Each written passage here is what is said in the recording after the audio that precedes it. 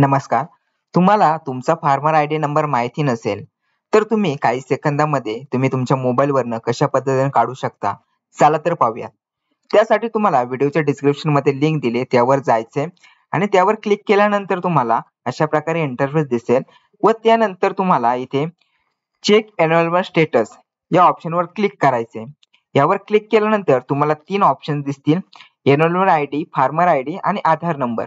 तर यामध्ये तुम्हाला आधार नंबर या ऑप्शनवर क्लिक करायचे आणि यामध्ये तुम्हाला तुमचा जो काही आधार कार्ड नंबर आहे तो आधार कार्ड नंबर टाकायचा आहे. त्यानंतर इथे चेक या बटनावर क्लिक करायचे.